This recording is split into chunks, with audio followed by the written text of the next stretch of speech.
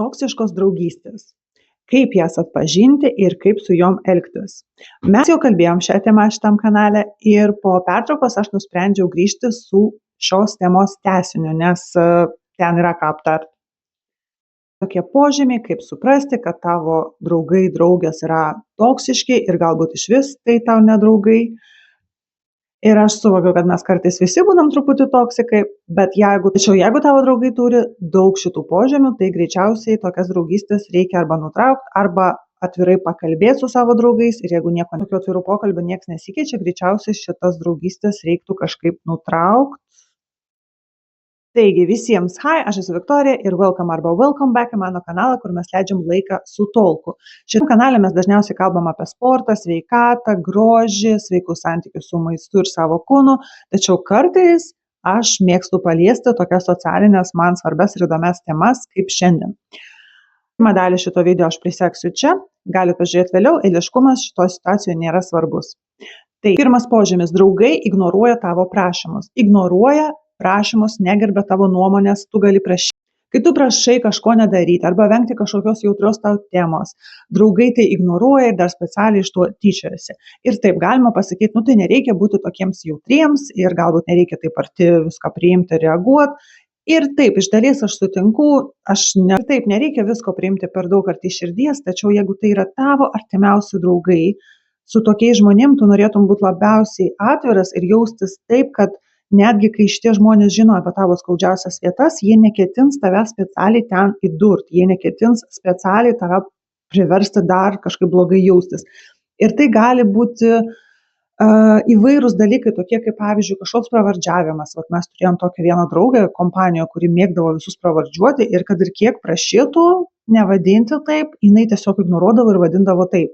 Ir po kažkiek laiko tu tiesiog supranti, kad taip, aš galiu bendrauti su tokiu žmogum, jis nėra kažkoks blogas automatiškai, tačiau tu jau matai, kaip žmogus žiūri į tavo prašymus, kaip reaguoja į tai ir kaip jis tiesiog ignoruoja tai, kad jis buvo prašomas jau ten, nežinau, N kartų kažko nesakyti arba nedaryti. Pavyzdžiui, tokie prašymai kaip nedaryti kažkokių konkrečių dalykų, kaip, žinot, šitie video, kur ten tortus per gimtadienį arba per vestuvės, čia gali būti ir partneris toks, nebūtinai draugai, bet kaip per vestuvės tos tortus į veidą meta. Ir pokštas nėra geras, jis nėra adekvatus, jeigu tai yra tai, ko tu ypač, jeigu tu prašai to niekada nedaryti.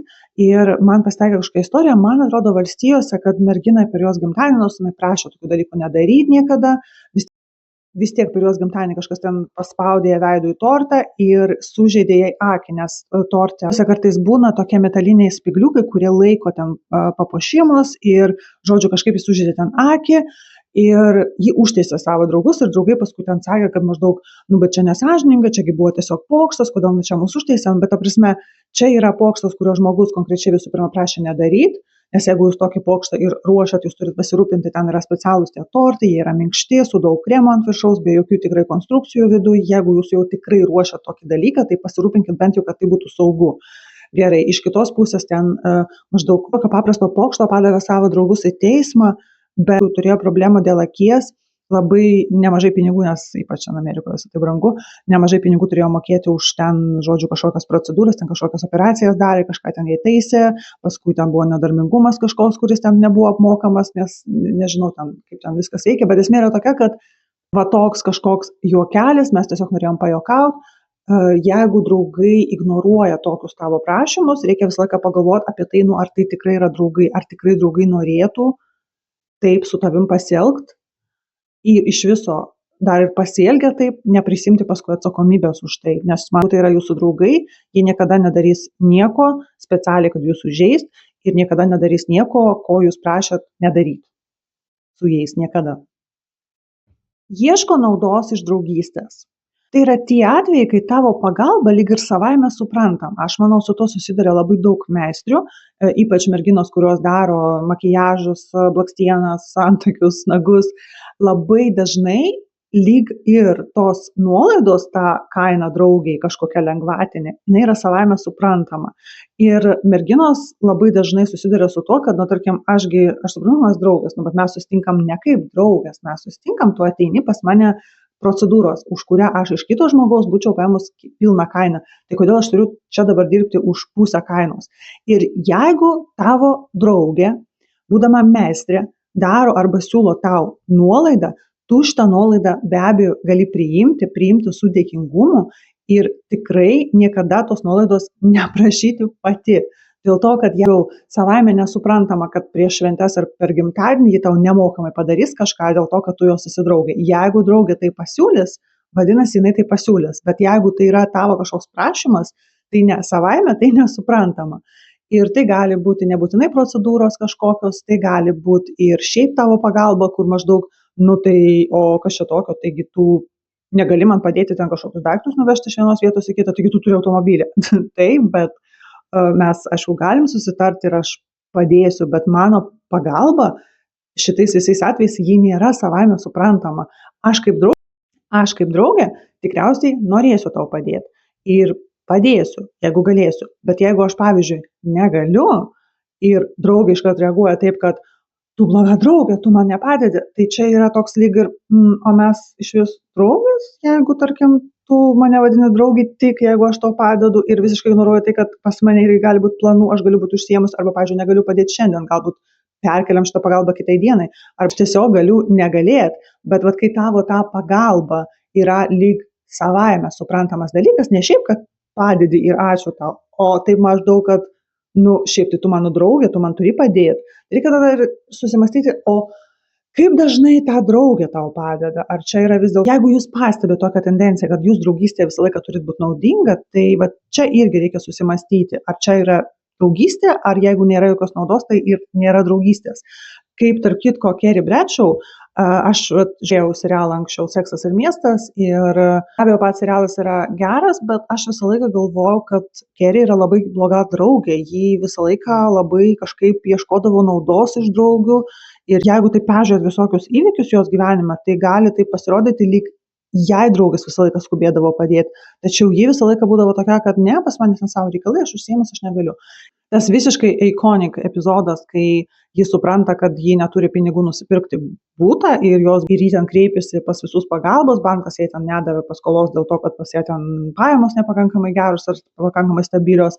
Draugės kaip ir nepasisiūlė jai padėti, nes aš suprantu, kad vis tiek jos, tarkim, nors ir visos su gerais darbais, bet, tarkim, irgi ten būtai nupirkti, paskolos ir visa kita. Ir ji tiesiog pati ateina pas Šarlotę ir maždaug, bet tugi turtinga, kodėl tu man nepasiūlė pinigų? Ji pati tiesiog ateina ir sako, gerai, kitos, tarkim, atsisakė, bet kodėl tu man nepadėjai? Ir draugė sako, klausyk, pas mane yra tokia filosofija, aš manau, kad pinigų negalima skolinti, kad draugystė yra draugystė, bet pinigai ir visi finansai tai yra ne tas pats. Ir Šarlotė šitoje situacijoje visiškai teisi. Jeigu būtų situacija, ten nežinau, kažkas labai blogo atsitiko, skubiai draugė reikia operacijos, aš manau, kad jos visos ar taip susimastytų ir padėtų. Bet čia buvo tokia situacija, kad suaugusi moteris, tau ten gerokai virš 30, kažkaip išsiaiškink savo dalykus, to labiau bigas jai pasiūlytų pinigų, kad išsigai reikalavo, kad jai padėtų draugė. Ir galų gale, aišku, ten ta Šarlotė nusileidžia ir atiduoda jai tą brangų deimantinį žiedą iš pirmos santuokos, kad maždaug man jis nereikalingas, o kainuoja jis, aš taip suprantu, pakankamai, kiek Carrie reikėjo pinigų.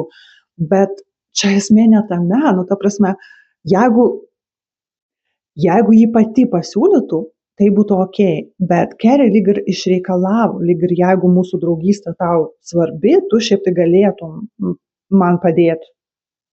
Ir tada vėlgi grįžtam prie to klausimo, o kiek kartų Carrie iš tikrųjų labai ten padėjo Šarlotei, kai Šarlotei reikėjo pagalbos. Tai visiškai ta pati situacija, kad nesvarbu, ką aš turiu, ar aš turiu, tarkim, paslaugą, kurią aš teikiu, ar aš turiu pinigų, ar aš turiu automobilį, kurio pagalba galiu padėti, aš turiu nuspręsti, ar aš noriu padėti. Ir jeigu pagalba iš manęs jau reikalaujama kaip savaime suprantamas dalykas, tai čia tikrai labai reikia suabejoti, ar tai yra tikra draugystė, ar tai yra tiesiog kažkoks patogumas naudos gavėjui. Kai draugės kabinėjasi ir visą laiką randa prie ko prikibti, kaip pavyzdžiui, kodėl taip apsirengęs, arba kodėl taip elgiesi, arba čia, ko tu čia išsipuoši, arba, tarkim, kad jūsų, čia reikia žiūrėti kiekvieną individualią situaciją, bet jeigu jūs pastebit, kad lygioj vietoj, kur nėra jokios problemos, jūsų draugė bando kažkaip prikibti ir kažkaip pabandyti jūs kažkaip užgauti ar dar kažką, Tai čia yra irgi kažkoks toksiškumo požymis. Aš turiu tokią vieną draugę, kuri visą laiką juokiasi iš manęs ir taip, jinai piktybiškai net akis o taip užvarto, kai aš pavartoju kažkokį anglišką žodį. Aš pabrėšiu, aš 15 metų gyvenau Anglijoje ir aš save labai kontroliuoju, kai kalbu, kad neįterpti labai daug angliškų žodžių, nes man tikrai kartais tai būna. Po 15 metų Anglijoje ir darbo visą laiką anglų kalba, man taip būna, kad kartais aš tikrai kažkaip negaliu prisiminti kitą kalbą žodžio ir kažkaip angliškas žodis iššoka pirmas. Ir šiaip profesionalioje terpėje visą laiką save kontroliuoju, kaip aš kalbu, bet su draugais aš atsipalaiduoju ir taip, man dažnai išsprūsta angliški žodžiai, nes aš žinau, kad vis tiek draugai supranta. Čia nėra kažkoks susidirbinėjimas, kad aš bandau specialiai parodyti, kad aš čia įtraukiu tos angliškus žodžius. Bet taip, pas mane yra ypač viena tokia draugė, kur jinai lyg ir laukia, kai mes susitinkam, kada aš pavartosiu kažkokį anglišką žodį, kad paskui pasižiūrėti va taip nuolaidžiai kitas ir užversti akis kaip nors ir va taip, žodžiu. Tai jinai pridurti kažką tokio kaip angliokė tu mūsų. Maždaug lyg, aš nevadinu savęs Anglija, bet aš 15 metų gyvenu Anglijoje, tai taip, aš vartoju kartais angliškus žodžius, pas mane yra netgi kažkoks keistas akcentas kartais kai kuriuose žodžiuose, bet okei, čia nereikia prie to kabinėtis lygioj vietoj. Draugės, kurios niekada nesako, kad kažkas yra blogai su tavo išvaizda šiuo metu. Pavyzdžiui, ten kažkas sustrigo tarp dantų, kažkas atsisegė, kažkas persisuko. Ir jos žiūrės į tai ir tu pamatysi, tai ten, nežinau, išsipaišei veido darbe tušinukų ir vaikštai taip. Ir visos tave vaikščiosi, bendrausi su klientais, o paskui kažkurio metu, kai eisi į tualetą, pamatysi veidrodį. Man yra taip buvę, kai aš buvau darbe ir valgiau sušius per pietus ir paskui taip gavosi, kad nemačiau ir man tiesiai ant priekinių dantų buvo užstrigus ta jūrų žolė ir tai atrodė tiesiog tragiškai ir aš tai buvau ir bendravau su klientais ir paskui, kai sėdau į automobilį, veidrodėlėje pasižiūrėjau, pamačiau, kad pas mane kažkas prilipo prie dantų ir tai buvo labai negražiai ir tiesiog pagalvojau, 2 panos darbe mane matė. 2, gerai, viena ten tokia vyresnė moteris gal tikrai nepastebėjo, bet ta kita ten mano metų mergina tikrai matė ir jinai tiesiog pasirinko nieko nesakyti. Aš tiesiog negaliu pagalvoti, kokioje situacijoje aš pamatyčiau ir nepasakyčiau, nes aš esu ta, kur visą laiką, kaip sakoma, pataisys kitos merginos karūną ir neleis jai taip vaikščioti ir taip atrodyti. Jeigu aš niekada nepadarysiu iš to kažkokios didelės problemos, ten tiesiog prieisiu, tyliai pasakysiu, kad žmogus tai pataisytų ir kad toliau nevaikščiotų taip. Bet kitos labai gali pamatyti ir nieko nepasakyti. Jūs galite pasakyti, tai galėjo nepastebėti, negalėjo nepastebėti, pusė danties buvo juodo. Nevertina tavo laiko. Pavyzdžiui, atšaukinėja viską paskutinę minutę arba pamiršta, kad kažką su tavim suplanavo ir paskui, kai tu klausi, tai pas mus šiandien viskas ten tvarko, mes ten susitinkam jau už poros valandų, aš visai pamiršau, pas mane ten atsirado kažkokių reikalų, arba iš viso, kai jūs iš anksto susitarė kažką daryti, tu ten, tarkim, dieną prieš rašai, tai ar viskas tvarko dėl rytojus, tiesiog neatrašo, o paskui jau po kelių dienų grįžta, kad, sorry, ten buvo kažkokių reikalų, kažkas ten labai atsitiko, labai negalėjau tau atrašyti. Ta prasme, tai jeigu neatsitiko jokios tragedijos, tai tu tikrai gali rasti 5 sekundės parašyti žinutę, kad sorry, planai pasikeitė, dėja negalėsim rytoj tam poryt susitikti. Grįžtant prie to, kokia Carrie Bradshaw buvo gera draugė, nes yra vienas epizodas, kai jinai buvo susitarius susitikti su Miranda ir bare, ir Miranda jau buvo tam bare, jie jau jos laukia, o kadangi pas Carrie atvyko Bigas, ji net nepaskambino draugiai, kad tą neįtų susitikimą. Jinai tiesiog pasakė, tugi supranti, pas mane čia maždaug Bigas atėjo. Ir tu tokia tipo, taip, betgi tu galėjai pranešti, juk aš susiruošiau, jau nuėjau ir tai tiesiog yra tiesiog elementarus nemandagumas nepranešti, kad planai pasikeitė ir jūs jau nesusitiksit. Jeigu jūsų draugas taip dažnai elgiasi, tai skambutis. Nepalaiko tavęs, nepalaiko tai, ką tu darai. Tai labai jaučiasi, kai tu pradedi daryti kažką kaip social media, kažkokius projektus, ar ten pradedi auginti Instagramą, ar, tarkim, kaip aš YouTube'ą. Ir aš žinau, ir be abejo, tarkim, man pasisekė, pas mane tikrai labai geros draugės, ir aš žinau, kad mano artimiausios draugės, netgi tos, kurios, tarkim, jom gal nėra artimas mano kontentas, bet jos visą laiką like, share, Tokia esu, man visiškai nesvarbu, jeigu mano draugai kažką pradeda tokio daryti, ar ten, nežinau, savo verslą kažkokį pradėjo ir nors pas mane nėra daug sekėjų, aš visą laiką palaikinsiu, pašerinsiu istorius, kad kitiems parodyti, arba, tarkim, vat, pažįstama gydytoja, ji dabar pradėjo dar kontentą kurti, taip kaip reelsus tokius filmuoti, ten apie sveikatą ir visą kitą. Aš irgi visą laiką palaikinu ir man nėra kažkaip, kad žiūrėsiu, bet nelaikinsiu, tegul negalvoja, kad man patinka, bet man, patinka. Tuo labiau čia yra pažįstamas žmogus, aš nesuprantu, kodėl galima nepalaikyti. Tačiau taip, labai dažnai būna, kad merginos nenori palaikyti, draugai nenori palaikyti, nenori palaikinti, ten jeigu tai yra tavo kažkoks projektas, ar tavo verslas, ar tavo kažkokia veikla, jie ten specialiai, jie žiūrės, bet jie specialiai neseks, nelaikins, jie matys tavo storius, bet lygiai taip pat nieko ir iš viso, tarkim, jeigu susitiksit, net neklaus, kaip sekasi, kaip kas, dėl to, kad lyg ir ignoruoja, lyg ir ta dalis tavo gyvenimo yra kažkokia netikra, čia yra kažkokia nesąmonė, apie kurią net neverta kalbėti. Pasisekė su šituo, mano artimiausias draugas visą laiką man ten viską papatinkina, pasidalina ir kažkokį komentarą parašo trumpą ir storius palaikina.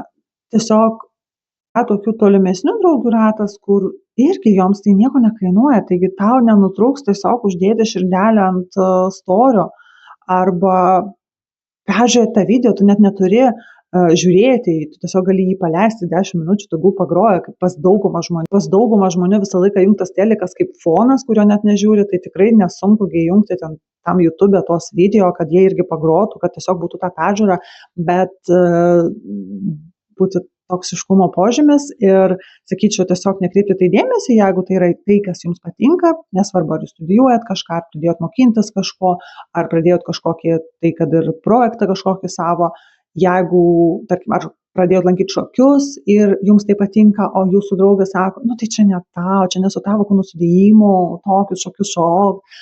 Tai, žodžiu, tiesiog irgi ignoruokit, nes svarbiausia, kad tai patinka jums, vis tiek jūs palaikys vien dėl to, kad jie matys, kad tai yra kažkas, kas patinka jums. Dar vienas toks dalykas yra pick me energy. Tai yra merginos, tikriausiai visi žinom, kas yra pick me merginos, kurios bando visą laiką prie ypač vaikinų atrodyti, kad jos yra ne tokios kaip kitos merginos, jos yra geresnės ir ten, nežinau, kaip galima taip ilgai dažytis. Aš, pavyzdžiui, dažausi per 2 minutės, dažausi. Tokios merginos be abejo tiesiog nori dėmesio iš priešingos lyties atstovų, tačiau jeigu šita mergina būtent bando taip pasirodyti prieš tavo vaikiną arba vyrą, pavyzdžiui, kokia nors tavo draugė, kuri esant prie tavęs ir prie tavo vyro partnerio bando pasirodyti geresnė už tave. Tiesiog prie jo sakyti, kad taigi čia nėra sunku ten padaryti tą ir tą, tai kas nori, tą spėja. Aš tai, pavyzdžiui, savo vyrui ruošiau 5 patiekalų pietus, o jeigu kažkas nespėja, tai tiesiog nelabai nori. Ar kažkas tokio kvailo, kur maždaug lyg ir, aš nežinau, ar jos tai daro sąmoningai ar nelabai, bet lyg ir jos supranta, kad nereikia prieš svetimą vyrą kažkaip išsipisinėti. Kam tu tai darai? Kokie tavo tikslai? Pabandyti pasirodyti geresnė už, tarkim, mane prie mano vyro? Koks tavo tikslas? Tiesiog pasirodyti, kad tu esi geresnė, tai irgi kažkaip beprasmiškai, ar kažkaip parodyti mano partneriui, ar mano vaikino, ar vyrui, kad tu esi geresnė, gerai, kam? Koks tavo tikslas? Kam tai daryti? Todėl, jeigu jūs atkreipėte dėmesį, kad jūsų draugė visą laiką bando kažkaip pažeminti jūs ir kažkaip pasirodyti, kad ji yra geresnė ir pranašesnė už jūs, jam matant ir girdint, tai kažkokia keista šita draugė. Man atrodo, jie tiesiog gal patinka jūsų vyras, arba tiesiog jinai pick me energijos tos turi, kur jinai nori pasirodyti visada, nesvarbu, net jeigu šitas vyras yra užimtas, kad ji yra geresnė už kitas merginas. Gal, nežinau. Šiandien tiek, jeigu yra kažkokie punktai, su kuriais jūs esate susidūrę, tai dalinkitės jais komentaruose, bus tikrai įdomu paskaityti. Be abejo, gyvenime pasitaiko įvairių situacijų ir mes visi būnam kartais savanaudžiai, kartais šiek tiek toksikai, tačiau jeigu jūs matot, kad jūsų draugė surinko praktiškai visus šitos punktus, tai gal čia ir ne draugė. Ačiū visiems, kas pažiūrėjo šį video iki galo. Nepamirškit spausti patinka. Tai yra nemokama. Jums nesunku, man malonu. Tai be galo padeda tokiam mažam kanalui kaip mano. Taip pat galit pažiūrėti šitos video. Jiems bye!